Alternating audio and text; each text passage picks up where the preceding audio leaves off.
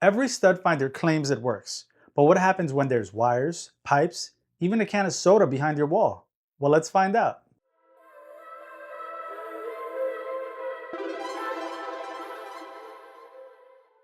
Hey everyone, welcome to the channel. My name is Miguel with Pro AV Guy, and today I'm going to be testing 4 of the most common stud finders on the market today. Links for the products are going to be in the description below. First up is the Stud Buddy. Now this is a magnetic stud finder that doesn't need any batteries, it doesn't need a screen, and the average cost for this is around $10. Next up, the Zircon HD55. Now this is a basic entry-level electronic stud finder, and this one's coming in at around $20. Then we've got the Franklin Sensors ProSensor M150 multi-sensor, multi-LED stud finder. Average cost for this one, $40. And finally, we have the Walabot DIY2 radar-based stud finder. This is the only one that can actually see what's behind the wall. And this one comes in roughly at around $200. From $10 all the way up to $200. I tested them all the same exact way on the same exact wall. I created a wall replica for a typical home using 1/2-inch drywall. Inside, we've got standard 14-2 Romex electrical wire, a 2-inch PVC pipe, a 2x4 wooden stud, and even a can of soda to simulate random metal you wouldn't expect.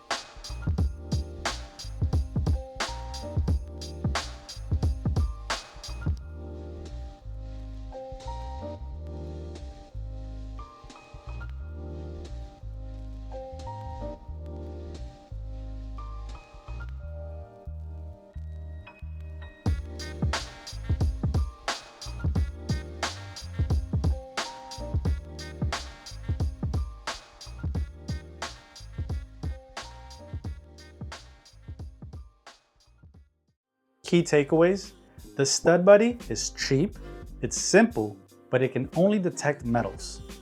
The Zircon HD55, it can find the studs, but it can also detect false readings with other objects. The Franklin Sensors ProSensor M150, to me, this is my favorite, and this is the best pure stud finder. However, it can still give you false readings. The Walabot DIY2. This is the only one that can actually see behind walls. If you can afford it, I highly recommend this. If you're doing DIY stuff around the house and you just want peace of mind, then again, go ahead and spend the money for it. If this is just a one-off, if you're just putting like a picture frame, you might do this once every year or 2 years. I don't recommend this just because it's $200. Right? If you're not gonna be using all the time, then I don't recommend it. I definitely recommend this for professionals or people that are gonna be constantly putting up TVs, mirrors, picture frames, anything like that. If you found this video useful, feel free to hit like, thumbs up, comment, subscribe. Other than that, thanks again, and I'll see you guys in the next one.